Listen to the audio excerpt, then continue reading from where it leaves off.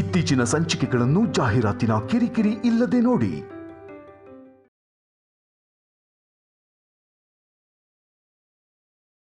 ನೀವು ನಾನು ಮಾಡಿರೋ ಅಡ್ಗೆನ ತಿಂತಿರೋ ಇಲ್ವೋ ಅಂತ ಭಯ ಆಗಿತ್ತು. ಆದ್ರೆ ತಿಂದು ಅಮೃತದ ತರ ಇದೆ ಅಂತ ಬೇರೆ ಹೊಗಳಿದ್ರಿ. ನನಗಂತೂ ತುಂಬಾ ಖುಷಿ ಆಯ್ತು. ಆದ್ರೆ ಸಡನ್ ಆಗಿ ಯಾಕಲ್ಲಿಂದ ಎದ್ದು ಹೊರಟ್ಬಿಟ್ರಿ? ಏನಾದ್ರೂ ತಪ್ಪು ಮಾಡ್ಬಿಟ್ನಾ? ಅಷ್ಟಕ್ಕೂ ಯಾಕೆ ನನ್ನಿಂದ ದೂರ ಇರ್ತೀರಾ? ಅತ್ತೆ ಮಾವಂಗೆ ಎಲ್ಲಿ ಗೊತ್ತಾಗೋಗ್ಬಿಡುತ್ತೇನೋ ಅಂತ ಭಯ ಆಗ್ತಿದೆ. ಅವ್ರಿಗೆ ನೋವಾಗುತ್ತಲ್ವಾ? ಅಷ್ಟಕ್ಕೂ ಪ್ರಾಬ್ಲಮ್ ಏನು ಅಂತ ಹೇಳಿ ಮಾತಾಡಿದ್ರೆ ಒಂದ್ ಸೊಲ್ಯೂಷನ್ ಸಿಗುತ್ತೆ ಅಲ್ವಾ? ಹೇಳಿ.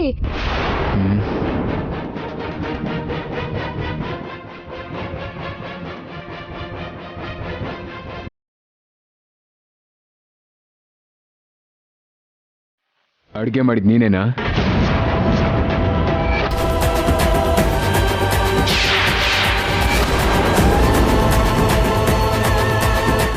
ನಾನ್ ಮಾಡಿಲ್ಲ ಅಂತ ಗೊತ್ತಾಗೋಯ್ತಾ? ಹೇಳು, ಅಡ್ಗೆ ಮಾಡಿದ್ ನೀನೇನಾ?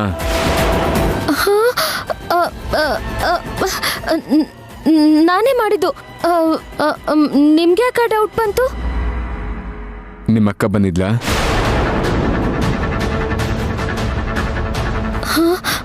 ಒಂದ್ ವೇಳೆ ಅಕ್ಕ ಬಂದಿರೋದು ನೋಡ್ಬಿಟ್ರಾ?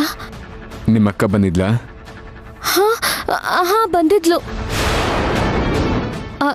ಯಾಕೆ ಕೇಳ್ತಿದ್ದೀರಾ?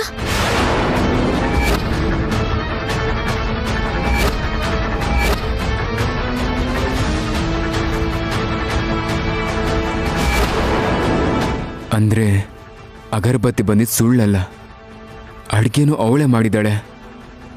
ಆದ್ರೆ ನನ್ನ ನೋಡಿ ಯಾಕೆ ಓಡ್ ಹೋದ್ಲು? ಏನು ತಪ್ಪು ಮಾಡಿದ್ದೀನಿ ಅಂತ ಇಷ್ಟು ದೊಡ್ಡ ಶಿಕ್ಷೆ ಕೊಡ್ತಿದ್ದಾಳೆ ನನಗೆ.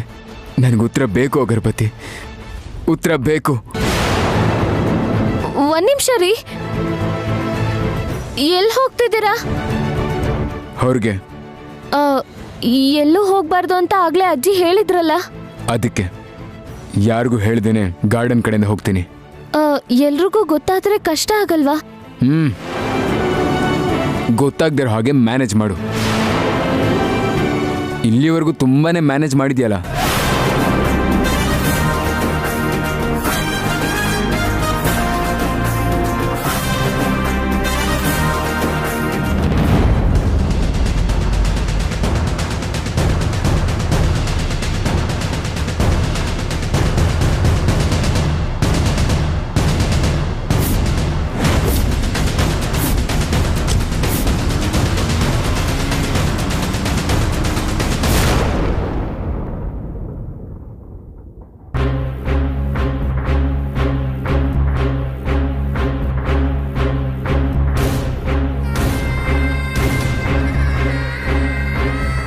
ಅಡಿಗೆ ಮಾಡಕ್ ಹೋಗಿದ್ದಾಳೆ.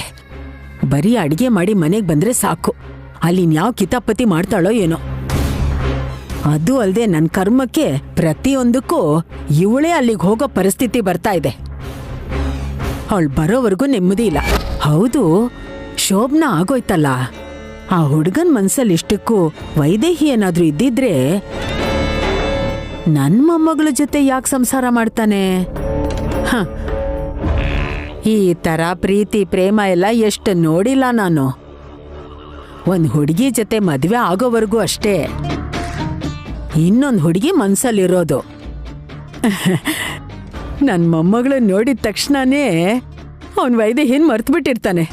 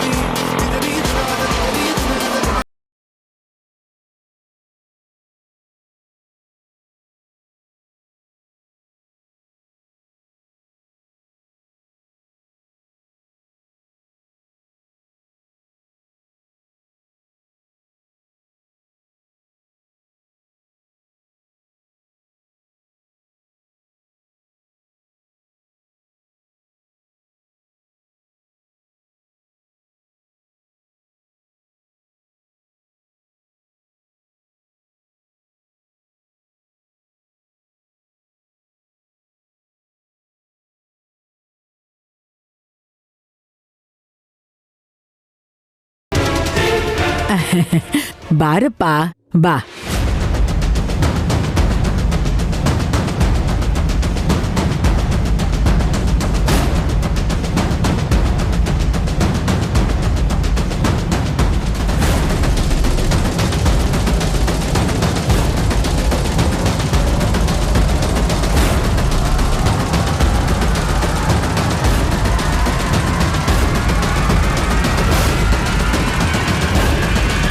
ಬಾರಪ್ಪ ಕೂತ್ಕೋ ಬಾ. ಮನೇಲಿ ಯಾರೂ ಇಲ್ಲಪ್ಪ, ದೇವಸ್ಥಾನಕ್ಕೆ ಹೋಗಿದ್ದಾರೆ. ಒಬ್ನೇ ಬಂದಿದ್ಯಲ್ಲ, ಶ್ರೀಯಾ ಎಲ್ಲಿ? ಅಗರಬತ್ತಿಯಲ್ಲಿ. ಅಗರಬತ್ತಿ ಯಾರು? ಅಗರಬತ್ತಿ ಮಾಡೋ ನಿಮ್ ಇನ್ನೊಬ್ಬ ಮೊಮ್ಮಗಳು.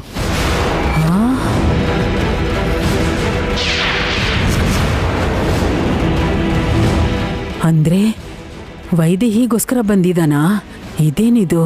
ಶೋಭನಾ ಆಯ್ತು, ಇವನ್ ಅವಳನ್ನ ಮರ್ತಿದ್ದಾನೆ, ನನ್ ಮೊಮ್ಮಗಳ ಜೊತೆನೆ ಸಂಸಾರ ಮಾಡ್ತಾನೆ ಅನ್ಕೊಂಡ್ರೆ ಇಲ್ಲಿ ನೋಡಿದ್ರೆ ಅವಳಿಗೋಸ್ಕರ ಬಂದಿದಾನಲ್ಲ. ಅಗರಬತ್ತಿ ಅಗರಬತ್ತಿ. ಅಲ್ಲಪ್ಪ, ಈ ಗೌಳಿ ಯಾಕೆ? ಅಗರಬತ್ತಿ ಅಲ್ಲಪ್ಪ,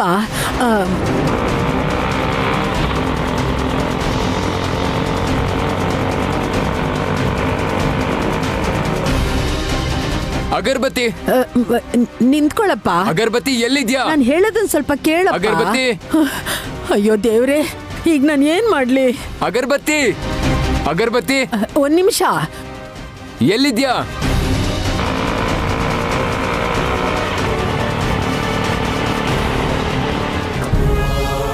ಅಗರಬತ್ತಿ,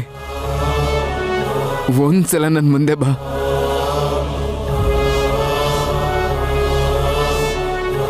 ನಾನು ನಿನ್ನ ಹತ್ರ ಮಾತಾಡ್ಬೇಕು, ಪ್ಲೀಸ್. ಅಗರಬತ್ತಿ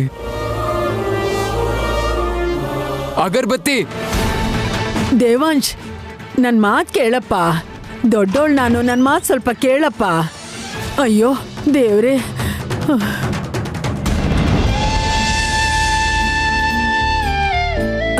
ಅವಳಿಲ್ಲಿಲ್ಲಪ್ಪ. ಅಗರಬತ್ತಿ ಇಲ್ಲೇ ಇದ್ದಾಳೆ.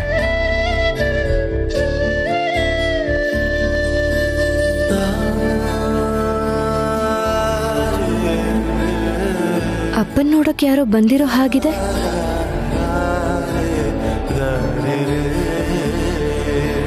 ಕಣ್ಮಣಿಯೇ ಕಣ್ಮಣಿಯೇ ನಿದಿರೆ ಪೂರ ಕದ್ದವಳೆ, ಕಣ್ಮಣಿಯೇ ಕಣ್ಮಣಿಯೇ ನೆರಳಿನಂಥ ಸದ್ದವಳೆ, ತಿಳಿಗಾಳಿಗೆ ಎದೆ ಹೂವು ಮರಳಿ ನಾಚಿದೆ, ಸುಳಿವಾದರೂ ಕೊಡು ಬೇಗ ಮಳೆಗೆ ಕಾಯದೆ, ಒಲವೆಂಬುದೇ ಋತುಮಾನ ಸೋಕಿ ಹೋಗು ನೀನು ಪ್ರತಿದಿನ. ಇಲ್ಲ, ಇಲ್ಲೇ ಇದ್ದಾಳೆ. ಏನಾಯ್ತಪ್ಪ ನಿಂಗೆ? ತಾಳಿ ಕಟ್ಟಿರೋ ಹೆಂಡತಿ ನಲ್ಬಿಟ್ಟು ಇವಳಿಗೋಸ್ಕರ ಇಲ್ಲಿಗೆ ಬಂದಿದ್ಯಲ್ಲ, ನಂಗೇನು ಅರ್ಥ ಆಗ್ತಾ ಇಲ್ಲ.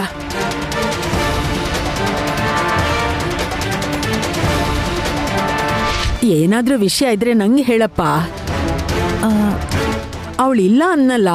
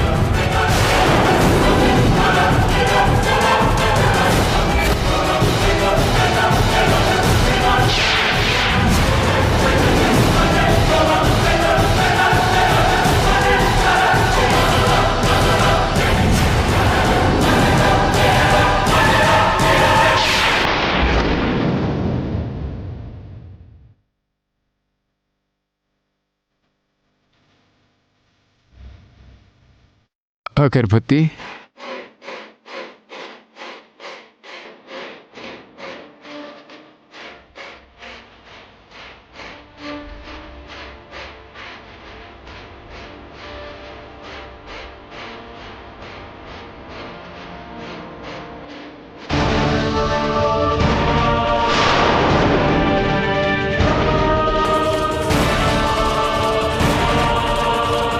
ದೇವಾಂಶ್, ಅಲ್ಲೇನೋ ಅಡಿಗೆ ಪರೀಕ್ಷೆ ಇದೆ ಅಂತ, ಸೊಸೆಗೆ ಒಡವೆ ಕೊಡೋ ಶಾಸ್ತ್ರ ಇದೆ ಅಂತ ಶ್ರೇಯಾ ಹೇಳಿದ್ಲು. ಇಂಥ ಸಮಯದಲ್ಲಿ ನೀನ್ ಅಲ್ಲಿರ್ಬೇಕಲ್ವೇನಪ್ಪ? ಬೇಗ ಹೊರಡಪ್ಪ, ಅಲ್ಲಿ ಶ್ರೇಯಾ ನಿನ್ಗೋಸ್ಕರ ಕಾಯ್ತಿರ್ತಾಳೆ. ಅಗರಬತ್ತಿ ಎಲ್ಲಿದ್ಯಾ?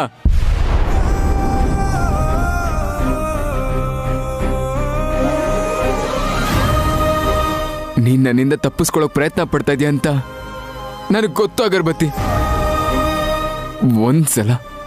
ಒಂದ್ಸಲ ನಿನ್ನ ಹತ್ರ ಮಾತಾಡ್ಬೇಕು. ಎದುರುಗ್ ಬಾ ಪ್ಲೀಸ್ ಅಗರಬತ್ತಿ. ಅವಳಿಲ್ಲಿಲ್ಲಪ್ಪ. ಇದ್ದಿದ್ರೆ ಅವಳು ನೀನ್ ಕರ್ದಾಗ ಬರ್ತಿರ್ಲಿಲ್ವಾ? ನನ್ ಮಾತ್ ಕೇಳಪ್ಪ, ಹೊರಡು, ಬೇಗ ಹೊರಡು.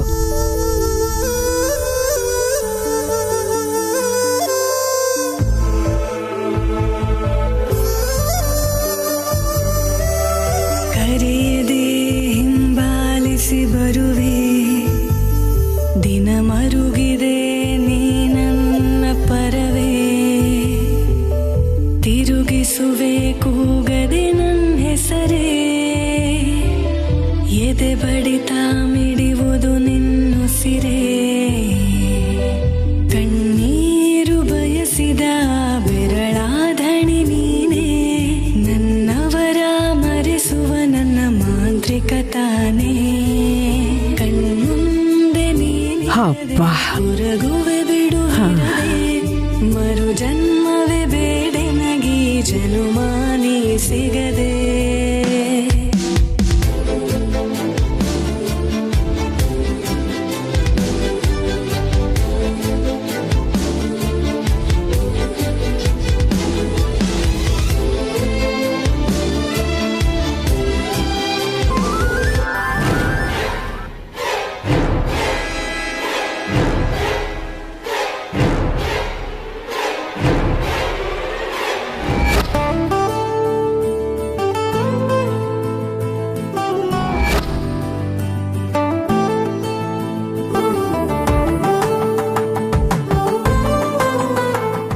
ಅಗರಬತ್ತಿ ಬಂದಿದ್ದಾಳೆ. ಹಂಬಲಿಸಿವೆ ಕಣ್ಮನ ನಿನ್ನ ಅಪ್ಪುಗೆಯಲ್ಲಿರಲು, ಸೆರೆಯಾಗುವೆನ್ನ ತೋಳಲಿ ತಾಕಲು ಬಿಸಿ ಉಸಿರು, ಘನವಾಗಿದೆ ನನ್ನೊಳಗೆ ನಿನ್ನ ಪ್ರೀತಿಯ ಅಮಲು, ಏನಾದರೂ ಹೊರಟಿರುವೆ ಶ್ರೀರಾಮಚಂದ್ರ. ಅಗರಬತ್ತಿ, ಮನದಲ್ಲಿ ಅಳುಕು ಅಗರಬತ್ತಿ ಮತ್ತೆ ಯಾಕೆ ಬಂದ್ಯಪ್ಪ?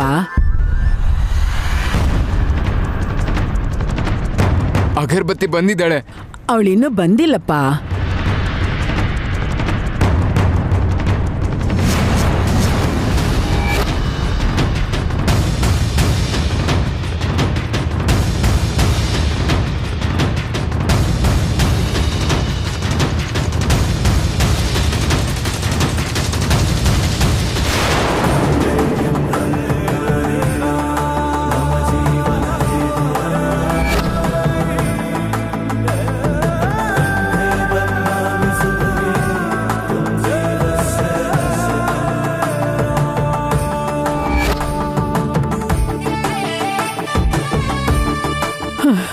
ಅಯ್ಯೋ ದೇವ್ರೇ,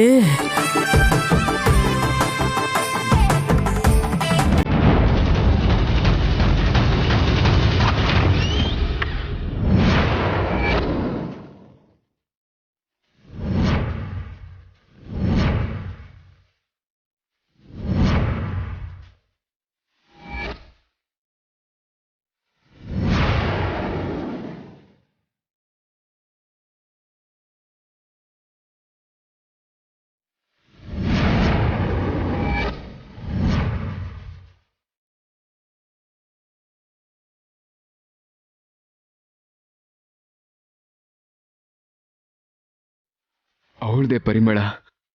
ಅವಳು ಇಲ್ಲೇ ಎಲ್ಲೋ ಇದ್ದಾಳೆ. ಅವಳಿನ್ನೂ ಬಂದಿಲ್ಲಪ್ಪ. ಇಲ್ಲಿ ನಾನೇ ಪೂಜೆ ಮಾಡಿದ್ದೆ. ಈ ಹೆಜ್ಜೆ ಗುರುತು ನಂದೇ ಕಣಪ್ಪ, ನಂದೇ. ಮತ್ತೆ ಆ ಪರಿಮಳ ಎಲ್ಲಿಂದ ಬರ್ತಾ ಇದೆ?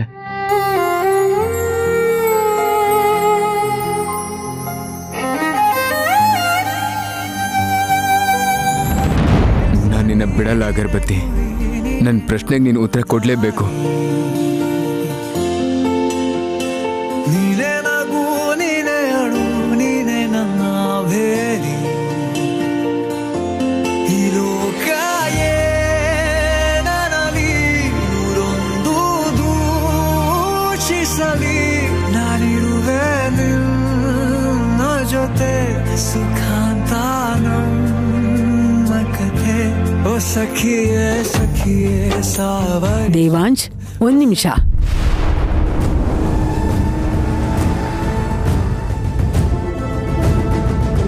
ನಂಗೆ ಯಾಕೋ ತುಂಬಾ ಭಯ ಆಗ್ತಿದೆಪ್ಪ. ಇಷ್ಟಕ್ಕೂ ಏನಾಯ್ತು? ನಮ್ ಶ್ರೇಯಾ ಏನಾದ್ರೂ ತಪ್ಪು ಮಾಡಿದ್ಲಾ? ನಿನ್ಗಿಷ್ಟ ಆಗದಿರೋ ಹಾಗೇನಾದ್ರೂ ನಡ್ಕೊಂಡ್ಲಾ? ಆ ವಿಷಯ ಮಾತಾಡಕ್ಕೆ ಇನ್ನೊಬ್ಬ ಮೊಮ್ಮಗಳನ್ನ ಹೊಡ್ಕೊಂಡ್ ಬಂದಿದ್ಯಾ?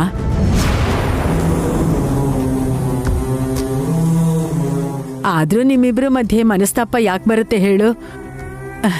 ನಮ್ ಶ್ರೇಯಾನ ಪ್ರೀತಿಸಿ ಮದ್ವೆ ಆಗಿದ್ಯಲ್ವಾ? ನೀವಿಬ್ರು ಅನ್ಯೋನ್ಯವಾಗಿರ್ಬೇಕು.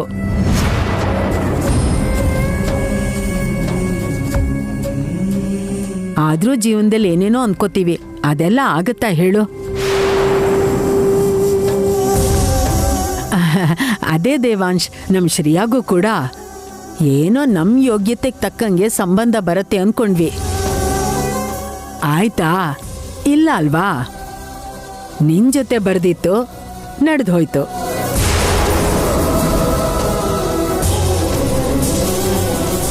ಮದ್ವೆ ಅನ್ನೋದು ಸ್ವರ್ಗದಲ್ಲೇ ನಿಶ್ಚಯ ಆಗತ್ತೆ.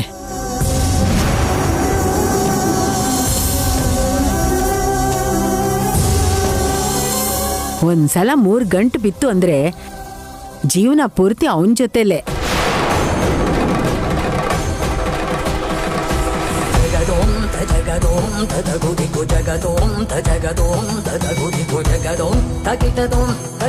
ಅಂದ್ರೆ ಜೀವನ ಪೂರ್ತಿ ಶ್ರೇಯಾ ಜೊತೆ ಬದುಕ್ಬೇಕಾ? ಅಗರಬತ್ತಿನ ಮರ್ತ ಹೋಗ್ಬೇಕಾ? ತಾಳಿ ಕಟ್ಟಿಸ್ಕೊಂಡ್ಮೇಲೆ ಜೀವನ ಅವ್ರ ಜೊತೆನೆ ಅಂತ ಅಂತಾರೆ. ಹಾಗಾದ್ರೆ ಈ 3 ಗಂಟೆಗೆ ಅರ್ಥನೇ ಇಲ್ವಾ?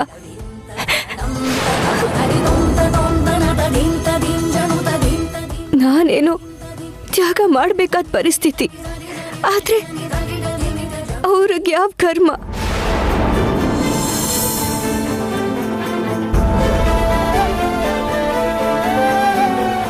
ನನಗ್ ತಾಳಿ ಕಟ್ಟದ್ಮೇಲೆ ನನ್ ಜೊತೆನೆ ಬದುಕ್ಬೇಕು ಅಲ್ವಾ? ಯಾಕೆ ನೋವು?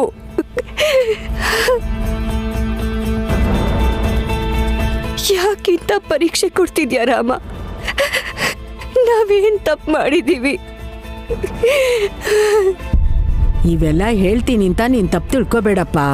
ಏನೋ ವಯಸ್ಸಲ್ಲಿ ದೊಡ್ಡೋಳು, ಮೊಮ್ಮಕ್ಕಳು ಚೆನ್ನಾಗಿರ್ಬೇಕು ಅಂತ ಆಸೆ ಪಡ್ತಾ ಇದ್ದೀನಿ, ಅದಕ್ಕೆ ಹೇಳ್ದೆ ಅಷ್ಟೇ. ಅರ್ಥ ಆಯ್ತೇನಪ್ಪ?